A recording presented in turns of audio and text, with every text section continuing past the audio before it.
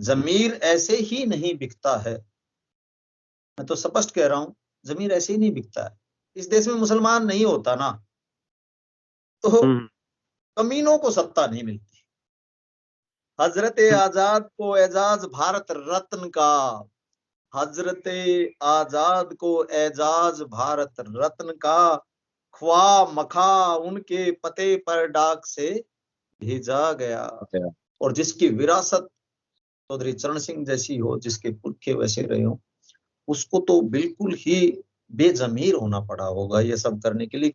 दोस्तों नमस्कार, मैं निरुद्ध चौहान, स्वागत आप सभी का गांव गोहांड में। जैसा कि आप सब जानते हैं, अभी 2 दिन से भारतीय राजनीति में खलबली मची हुई है और खासकर पश्चिम उत्तर प्रदेश में, जिसको जाटलैंड कहा जाता है, वहां तो सब कुछ उलट पुलट हो गया है।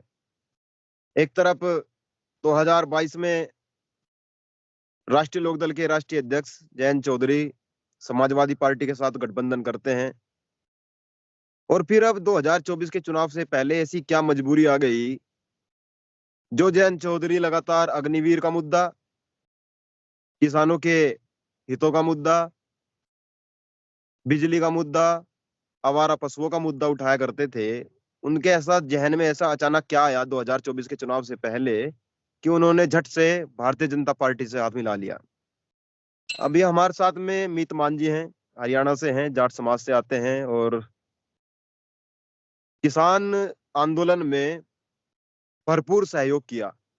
वही आंदोलन जिसमें राकेश टिकैत जी रोए, दिल्ली की तरफ किसानों ने चढ़ाई की ट्रैक्टरों के साथ और फिर कहा जाता है कि चौधरी अजीत सिंह की वजह से आंदोलन दोबारा जिंदा हुआ। अब ऐसे में हरियाणा के जाट इस पर क्या सोचते हैं, जिन्होंने शहादतें दी हैं वो किसान, उनके परिवार क्या सोचते हैं, उसी पर बात करेंगे। मितमान जी, स्वागत है आपका। राम राम जी। क्या लग रहा है जी, जिस तरह से आप देख रहे होंगे, कल से जो भारतीय राजनीति है उसमें उठापटक शुरू हो गई है और अलग अलग बयान आ रहे हैं सबकी तरफ से। एक तरफ चवन्नी का बयान आया, मैंने आपका अकाउंट भी पढ़ा है फेसबुक का, उसमें भी आपकी कई चीजें देखी। तो आपको क्या लगता है, किस तरीके से देखते हैं आप इस चीज को? निरुद्ध भाई, देखिए, मैं तो एक किसान हूँ, छोटा सा, 3-4 परिवार की 3-4 एकड़ है, अपने जो में तो शायद 1.5 एकड़ है। एक ना उम्मीद पाल लेते हैं, सभी पालते हैं। राजनीति, हाँ करिए सब चीजों को, तो राजनीतिक लोगों से ज्यादा उम्मीद होती है। जी बात हरियाणा की, यूपी की नहीं है इस टाइम, बात वजूद की है। और वजूद किसान जो है ना, वो पूरी दुनिया का जूझ रहा है। अब आपने ताजा घटनाक्रम पे बात की है तो उसी पे बोल रहा हूँ। देखिए, चवन्नी हमने नहीं बोला, चवन्नी हम्म विपक्ष,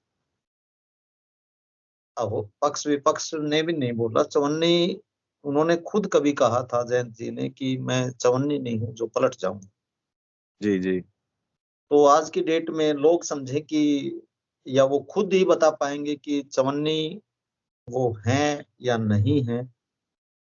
मैंने तो कल, मैं कहीं, हमारे घर में सफाई हो रही थी तो एक पुराने डब्बे में बहुत सी चवन्नियां निकली। जी और बेटियां हैं मेरी, सारे परिवार के, जो भाई की और हमारी बेटियां हैं, मैंने उनको उन चवन्नियों का महत्व समझाया। ये सच्ची घटना है, जी उनकी ही बात है। और अब चवन्नी को समझे, वो किसान क्या करे। किसान की बात जहां तक आती है, हम्म तो बहुत से लोगों की भावनाएं जुड़ी हुई थी, वो अलग मैटर है। क्यों जोड़ते हैं भावनाएं बार बार? नेताओं से भावनाएं जोड़नी ही नहीं चाहिए। आपने मेरा जो परिचय करवाया है, हाँ मैं जाट हूँ भाई। और अब जाट के हिसाब से ही मेरे को जवाब देना है, तो जी मैं उसी हिसाब से देता हूँ। बिल्कुल, ये ये वो कौम थी जो अभी तक, जिसके दम पे काफी कुछ अगवानी हो रही थी। और कोई ये सोचे कि वो नेता उसका अगवा कर रहा था, उसकी अगवानी कर रहा था, तो नेता नहीं होता है। हम्म और जब हम जाट की बात करते हैं तो हम अपनी तरफ से, अपने साथ जितनी भी भूमि पति भूपति जो जातियां हैं, या हमारे सहायक जो खेतों में साजी सीरी रहे हैं, हमारे मजदूर भाई, हम सबको ही अपने साथ, हम तो जाटी समझते हैं। और चौधरी चरण सिंह एक इतना बड़ी शख्सियत, वैचारिक कहूंगा मैं, व्यक्ति नहीं, व्यक्ति तो लोग बदलते रहते हैं, हम तो व्यक्ति मानते नहीं अब तो। उन्होंने किसी के दादा होंगे, वो व्यक्तिगत होंगे, हमारे तो वैचारिक दादा, जी हम जी तो जी। वैचारिक दादा मानते हैं। हम्म और तो विचार जिंदा रहना चाहिए। विचार हम्म जो हो है, चौधरी चरण सिंह ने कहा था कि खेतों की मेड़ों से होके विकास गुजरता है, गांव की पगडंडियों से होके विकास गुजरता है, गांव की गलियों से होके विकास गुजरता है। जी। अगर वो विकास वहां से होके गुजरे तो उसको विकास माना जाएगा, लेकिन खेतों को एक्वायर करता हुआ, इन खेतों को बीच में से चीरता हुआ एक्सप्रेस वे या बड़ी बड़ी चीजें जो किसानों के काम नहीं आई और वो गुजर जाए, भूमि अधिग्रहण से लेकर खेती की पेमेंट नहीं, फसल की पेमेंट नहीं, रेट नहीं, भाव नहीं, वो सारी चीजें गुजर जाए, गरीब जो दलित से लेकर जो सामाजिक पिछड़े हुए तबके हैं, उनको सामाजिक न्याय नहीं, तो चौधरी चरण सिंह का कहीं वजूद थोड़ा सा जो है ना हिलता है। जी क्योंकि जी। वो उनका वजूद जो है, वो विचार जो है वो ये है, उसको नहीं फर्क पड़ता कि वो तो बेचारा, व्यक्ति की बात कर रहा हूं मैं, बेचारा इसलिए शब्द इस्तेमाल किया कि वो बेचारा व्यक्ति तो कब का गुजर गया, चला गया।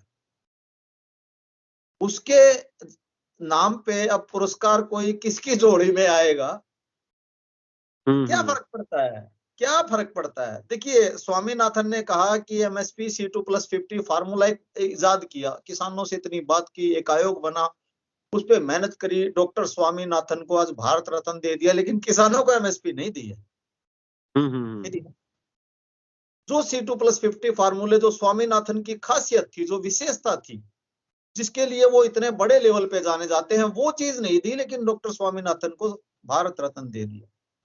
जी जी। कपूरी ठाकुर जो सामाजिक न्याय के पुरोधा थे, एक इतने गरीब घर से आया हुआ आदमी जिसने अपनी जिंदगी निकाल दी सामाजिक बदलाव के लिए, और जब वो मुख्यमंत्री बना तो उसने सारी जो वाहियात मर्यादाएं थी, जिनको मर्यादाएं कह के थोप दिया गया था, वो सारी दरकिनार कर दी और असली मर्यादाओं को स्थापित किया। हम्म उनके नाम पे जो सामाजिक लड़ाई उनकी थी, जो अति पिछड़ा वर्ग को, ओबीसी को जो न्याय की लड़ाई उन्होंने शुरू की थी, उसको न्याय नहीं मिला। डॉक्टर कपूरी कपूर। ठाकुर जी को जी। भारत रत्न मिल जाता है। हम्म। चौधरी चरण सिंह, अब इनके बारे में तो कितना कहें, कोई शब्दों में नहीं मापा जा सकता ना। उनको, उनकी लड़ाई, उनका विचार, उनका तरीका, उनका, जरूरी नहीं हम कहते कि वही विचार थोपा जाए, लेकिन उसको आगे तो बढ़ाया जाए। हम्म। वो नहीं बढ़ा, कहीं किसानों को चीजें नहीं मिली है, गरीब गुरबे को, गांव को नहीं मिली है, लेकिन उनको भारत रत्न मिल जाए तो उससे क्या फर्क पड़ता है।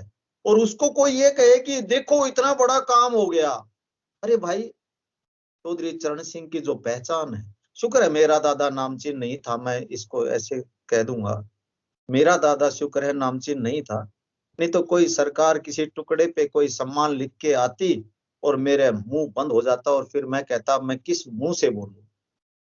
हम्म। मेरा दादा तो जमींदार था, उसने खेत पाड़े हैं, वो तो आम था, तो मैं खेतों की बात करूंगा, मैं खेती की बात करूंगा, मैं भाव की बात करूंगा, मैं बेरोजगार को रोजगार की बात करूंगा। जिस दिन अग्निपथ योजना आई, उससे पहले और अग्निपथ आने के बाद आज तक हमारा धरना जारी है। जो अग्निवीर बना दी गई, जो देश की फौज थी, फौजी को एक अग्निवीर बना दिया गया, एक मुखौटा लगा दिया गया, उसमें हमारा भाई भाई गल खड़ा हुआ, उम्मीदें थी। किसान आंदोलन में हम 750 हमारे साथी, हमारे साथ शहीद हो गए, वो हमारे साथ खड़ा रहा, वो कहा नहीं, तुम्हारे इनविटेशन का मैं क्या करूं, क्या उन शहीद हुए किसानों को आप इनविटेशन पहुंचा सकते हो, तो पहुंचा दो, तो मैं भी मान लूंगा। आज दादा चरण सिंह वैचारिक है, वैचारिक दादा चरण सिंह। अगर ये भारत रत्न पहुंचा सकते हो तो पहुंचा दो ना। अगर पहुंचाते सकते हो और वो कह दे कि वेरी गुड, तो हम माने। एक रतन से मुंह बंद करवाया नहीं जा सकता। आज वो टाइम था जब छेड़ने की जरूरत नहीं थी, लड़ने की जरूरत थी। अब इसका मीनिंग, मैं छेड़ना हमारे भाषा में आम शब्द है, ये लड़ाई का टाइम। और जो आपके साथ लोग हैं इस टाइम, जो लोग वैचारिक लड़ रहे हैं, जो किसान हैं, जिन लोगों ने ठान लिया है कि बिल्कुल हम नहीं झुकते, अब तो वो छटनी होके आपके साथ आ चुके थे। इससे कम मतलब निम्न स्तर पे, इससे कम कार्यकर्ता, इससे कम साथी, इससे कम लड़ाकू, इससे कम बागी कभी अब होने नहीं थे। अब बढ़ने ही थे, बढ़ने थे। अब तो वो टाइम बढ़ना है। मेरे को कोई तकलीफ नहीं है किसी भी नेता से। कल को अगर हमारे नामचीन हो जाए और हमारे बच्चे भी ऐसे ही हो जाएंगे, क्योंकि उनकी लड़ाइयां बदल जाएंगी, उनकी प्रायोरिटीज बदल जाएंगी, उनका तरीका बदल जाएगा। मैं एक नज़म आपके साथ शेयर करना चाहूंगा, उसके बाद आपकी बात। ये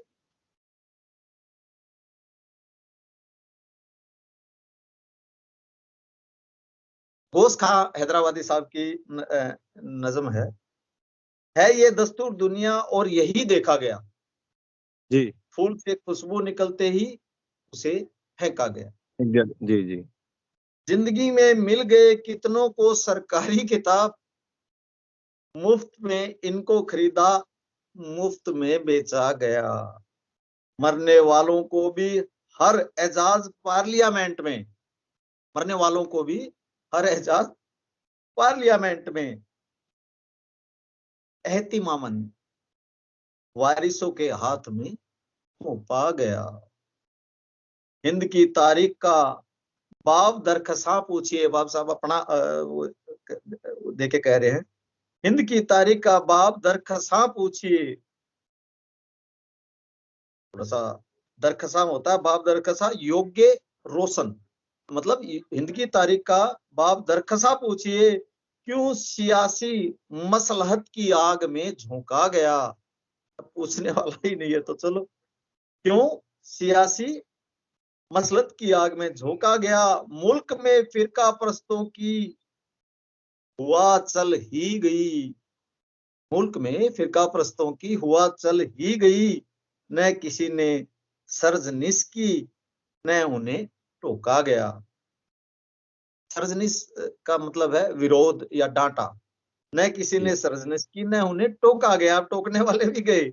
हजरत आजाद को एजाज भारत रत्न का, हजरत आजाद को एजाज भारत रत्न का, ख्वा मखा उनके पते पर डाक से भेजा गया। जी जी जी। ये मेरा दिल कर रहा था कि मैं भाई शेयर करूं आपके साथ में, जी जी। क्योंकि शब्दों में सब कुछ रखा है, सब कुछ शब्दों में भी नहीं रखा। लड़ाई जमीन की है, लड़ाई बेरोजगार के रोजगार की है, लड़ाई पुरस्कार की नहीं है। अच्छा, गांव में पुरस्कार नहीं है जी। गांव में कुछ बातें ऐसी चली हुई हैं कि जयंत चौधरी जी ने सबसे पहले और सबसे ज्यादा ताकत के साथ अग्निवीर का मुद्दा उठाया, और यहाँ शामली में भी लगभग कई सभाएं की, मुजफ्फरनगर में, बागपत में सभाएं की, मथुरा तक सभाएं की उन्होंने, और भी कई मुरादाबाद बिजनौर तक गए हैं सभाओं के लिए कि अग्निवीर जैसी जो योजना आई है, देश को बर्बाद करने वाली योजना है, फौजियों का सम्मान होना बंद हो जाएगा। लेकिन अचानक से ऐसा उनको क्या लगा कि अब उसी पार्टी से साथ मिला लिया जिसके खिलाफ वो लड़ा करते थे। देखिए सलाहकार कोई दुबे जी हैं, कोई श्रीवास्तव जी हैं, एक अग्रवाल साहब की मैंने थोड़े से दिन देखी थी, उनकी पार्टी की। क्या समझेंगे ये तुम्हारे बीच के लोग नहीं है। आपने किसको महफिल में बिठा लिया और उसकी मानने लगे। अब इनको दोष नहीं है, दोष उसको है। इनके पीछे तो इन्होंने तो कभी राज भी नहीं किया, तो इनके पीछे तो ईडी भी लगा के कुछ नहीं हो सकता था। जिनके पास पैसा है उनको ईडी का डर है, या हो सकता है। तो जिनके पीछे पास पैसा है उनके पीछे ईडी लगा दिया, जिनके पास पैसा नहीं है हो सकता है उनके पीछे पैसा ही लगा दिया। और क्या कारण हो सकते हैं, क्या वो चीजें हो सकती हैं? जब एक चीज क्लियर हो रही है, एक चीज साफ हो रही है। चौधरी चरण सिंह की एक विरासत है, और वो विरासत है विचार, वो विरासत है किसान, और किसान के लिए कुछ करना पड़े, उसके अवाम, उसके बच्चों के लिए करना पड़े, उसके साथ ही मजदूरों के लिए करना पड़े, खत्म कर लेना पड़े। आपको क्या करना है इस वजूद का? तो या तो उनका नाम लेना छोड़ो या सीधा वहां जाइए। तो मेरे को नहीं पता क्या हुआ होगा, मैंने बता दिया। या तो ये किसी पैसे वाले के पीछे ईडी है, या जिसके पास कुछ नहीं है उसके लिए पैसा, सब कुछ हो सकता है। जमीर ऐसे ही नहीं बिकता है, मैं तो स्पष्ट कह रहा हूं, जमीर ऐसे ही नहीं बिकता है, बहुत हिम्मत करनी पड़ती है। और जिसकी विरासत चौधरी चरण सिंह जैसी हो, जिसके पुरखे वैसे रहे हो, उसको तो बिल्कुल ही बेजमीर होना पड़ा होगा ये सब करने के लिए, कितना झेला होगा।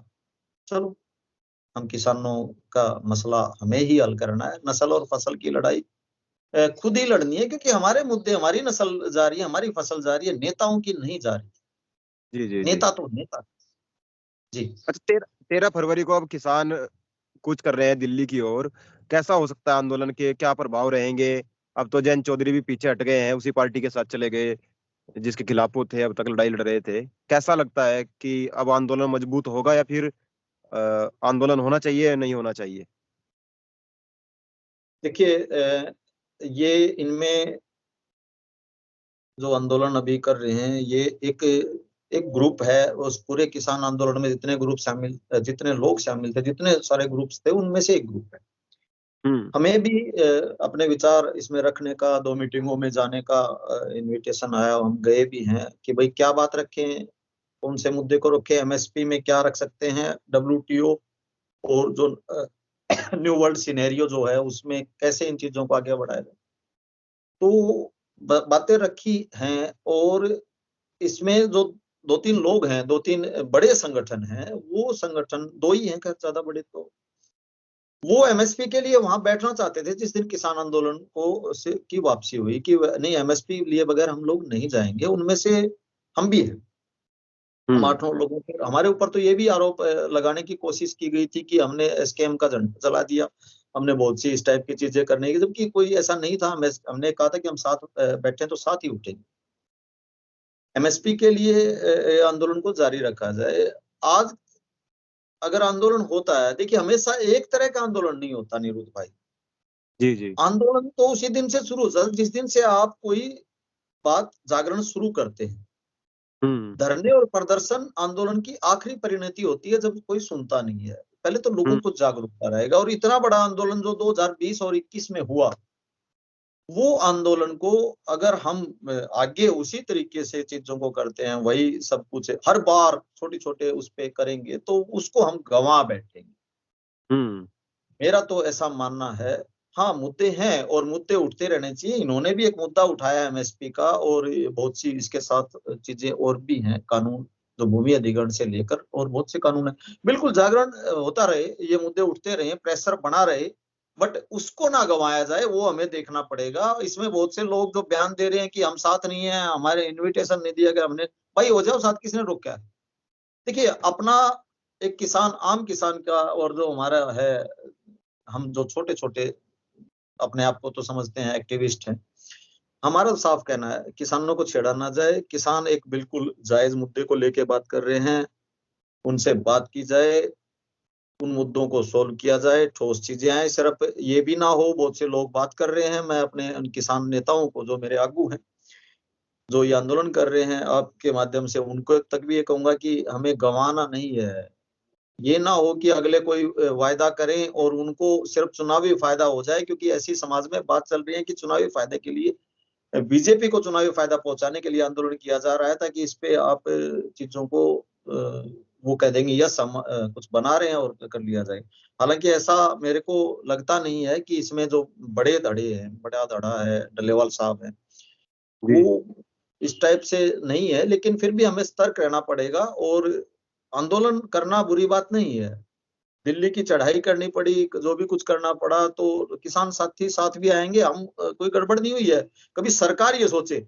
और मतभेद नहीं है, मतभेद भी नहीं है, बस ये थोड़ा सा वर्चस्व की लड़ाइयां हो जाती हैं। कोई किसान नेता अपने आप को, ये मानव प्रवृत्ति है, ये थोड़ा सा वो मान लेते हैं, वो कहते हैं हमें इनविटेशन नहीं मिला, वो कहते हैं कि हमारे को नहीं हुआ। लेकिन मुद्दे सबके एक हैं, और इन मुद्दों पे कब साथ खड़े हो जाएं सारे के सारे, सरकार इसको गालते हुए नारे साथ ही हैं, तो आंदोलन तो होगा। लेकिन अभी उतना बड़ा आंदोलन और उस परिस्थिति में ना तो अभी प्लान किया गया है। अभी तो एक प्रेशर टैक्टिक्स है जो सरकार के को समझाने के लिए है कि भाई ठोस एक्शन ले लो, नहीं तो हम उससे भी बहुत बड़ा कर सकते हैं, और भविष्य में ये चीज होगी अनिरुद्ध जी, इसमें कोई भी डाउट नहीं है। जयंत जी पॉलिटिकल लोग, अखिलेश साहब पॉलिटिक्स वाले लोग हैं। उनको जब किसानों की सोच नहीं होती तो वो दोनों एक दूसरे के साथ ऐसे रहते, ऐसे ऐसे ना हो। ठीक है, कोई नहीं हमारे साथ है, कोई नहीं है। एक लालू लड़ता हुआ तो दिखता है। देखो, अब एक किसान की हैसियत से बैठा हूं, तो कभी बिल्कुल भी डाउट नहीं है, लालू लड़ता हुआ दिखता है। और ये तो बस ये है कि मुसलमान, इस देश में मुसलमान नहीं होता ना, तो कमीनों को सत्ता नहीं मिलती। मैं क्लियर कह रहा हूं, मुसलमान खुद भी पिसता रहेगा, पीस दिया जाएगा, या उसके नाम पे लोग सत्ता में पता नहीं कितने, अगर मुसलमान क्यों है इस देश में, ये कई बार मेरे मन में आता है। कमीने सत्ता में मुसलमानों की वजह से ही है। अब इसको आप लेंगे किस वजह से, मुसलमान भी इसमें, हालांकि मुसलमान को नहीं पता, गाय को नहीं पता उसके नाम पे सत्ता बन गई, मुसलमानों को नहीं पता उनका कहाँ इस्तेमाल होके क्या होके तोड़ मरोड़ के, और बहुत से जो बहुसंख्यक समाज है वो सत्ता कहाँ गिरा देगा, किसको सौंप देगा, पता ही नहीं क्या हो रहा है। यहाँ एक चीज और ऐड करूंगा। देखिए, चौधरी चरण सिंह जैसा नेता वैचारिक नहीं होना। चौधरी अजीत सिंह, जब टाइम दूसरा था, उनको दल बदलू मत कहिए, वो दल बदलना नहीं है, वो तो समय को विचार के अपने लोगों के लिए सही सत्ता का फायदा उठाने के। अब यहाँ पर दलीलें कल को हो सकता है ये दी जाए कि सत्ता में रह के ही हो सकता है, नहीं। अब ये लोग खुल के नंगे हो चुके हैं, जिनके साथ आप जा रहे हो। चौधरी अजीत सिंह के टाइम पे ये खुल के नंगे नहीं थे, इनके ऊपर प्रेशर डाला जा सकता था दोनों में तब, और इनसे मनवाई जा सकती थी चीजें, तब राजनीतिक बात थी। अब राजनीतिक बात नहीं, अब खुल के नंगे। चौधरी चरण सिंह वो आदमी है जब इंदिरा अपने टॉप पे थी, श्रीमती इंदिरा गांधी, और उनका दिमाग जो है वो बिल्कुल निरंकुश हो चुका था, सत्ता भी निरंकुश हो चुकी थी। और चौधरी चरण सिंह वो आदमी है, तब उसने कांग्रेस को कहा नहीं रहूंगा और ललकार दिया। आप जब सत्ता निरंकुश होने जा रही है तब आप उनके साथ जा रहे हो, वो तो उनका छोड़ के आए थे भाई और लड़े थे। बात जाट की नहीं है रही है। चौधरी चरण सिंह के ऊपर कोई ठप्पा इसलिए नहीं, उसको तो जादव कहते हैं। पूर्वी यूपी के मैंने लोगों को, मैंने उनके बीच में बैठ के चरण सिंह जादव, चरण सिंह जादव हमने सुना है।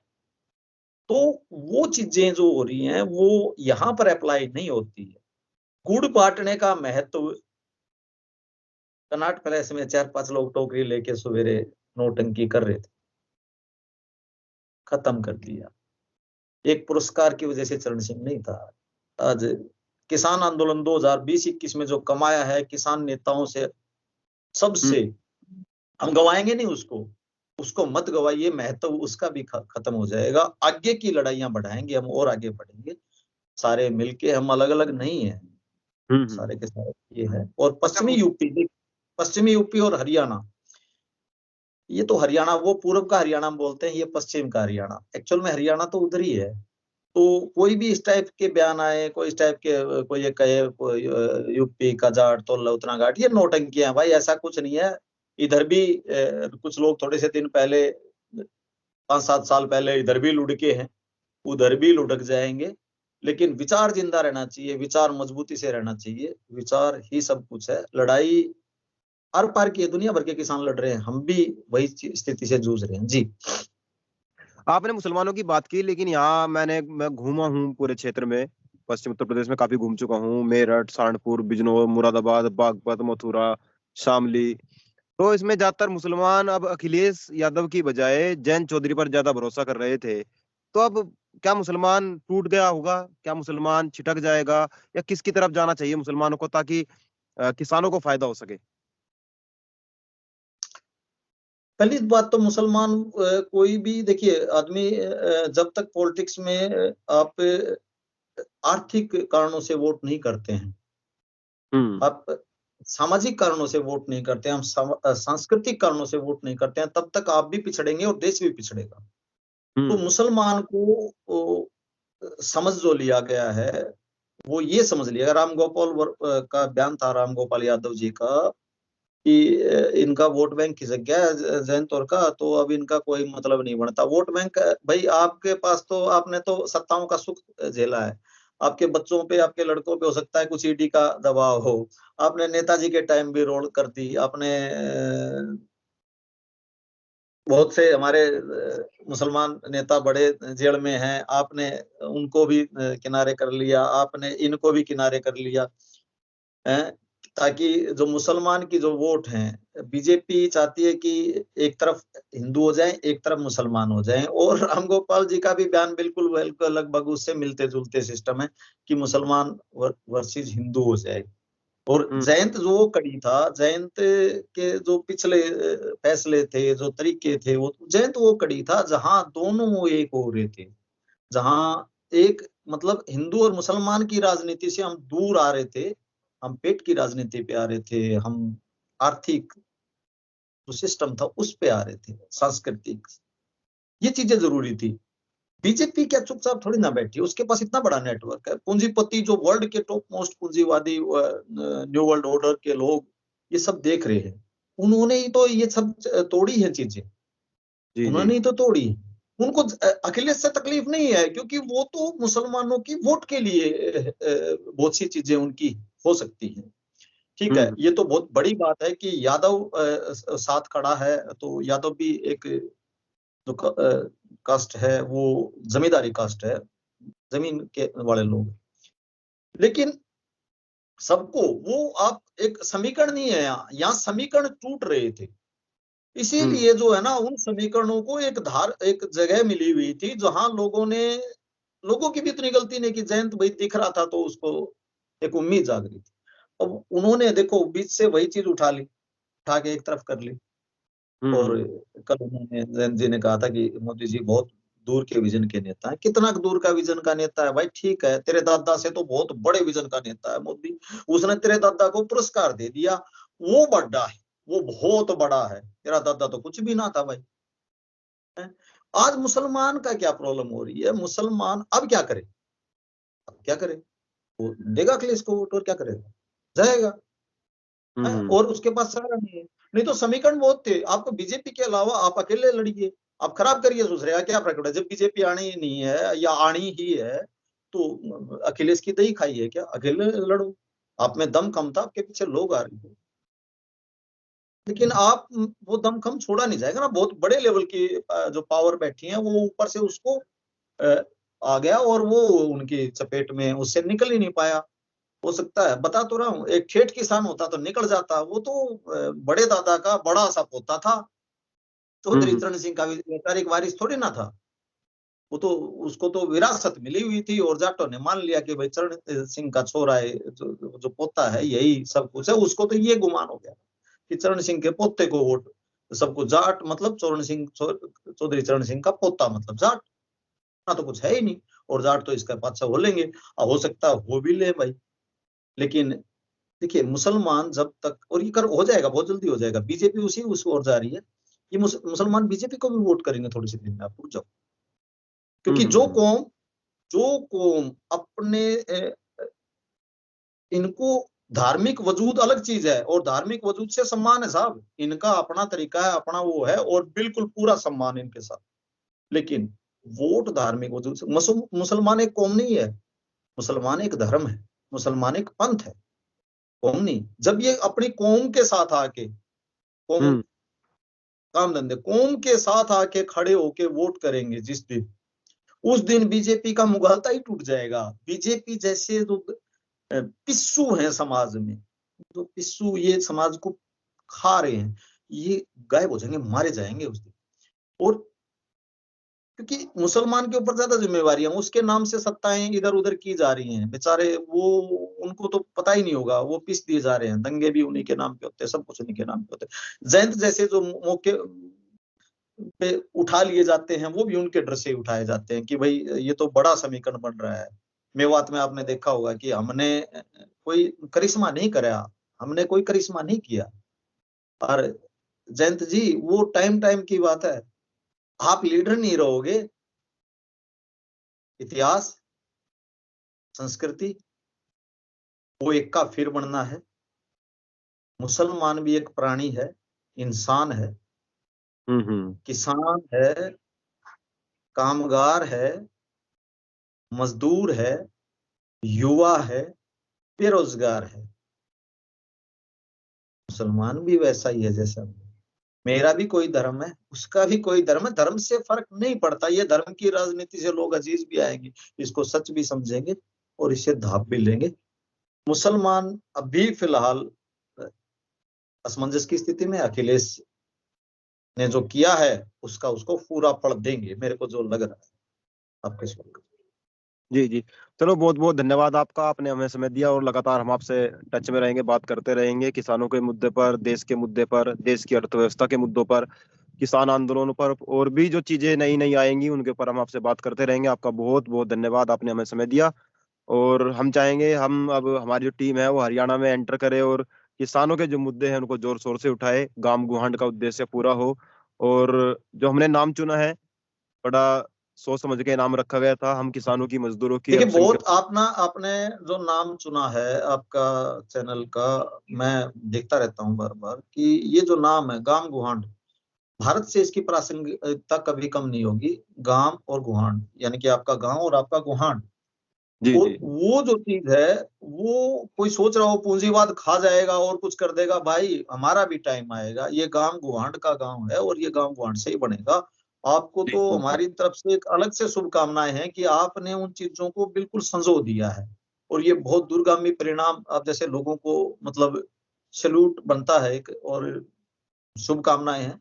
और बहुत कुछ करेंगे भाई मिलके आप लोगों के साथ, जब आप इतना कर रहे हो तो हम इस चीज को आगे बढ़ाएंगे। कोई तो जी करेगा इस देश में। देश बनता है मेरे से, तेरे से, गांव से, गुहांड से। और गांव जी गुहांड उसके लिए जिंदाबाद। जी, धन्यवाद।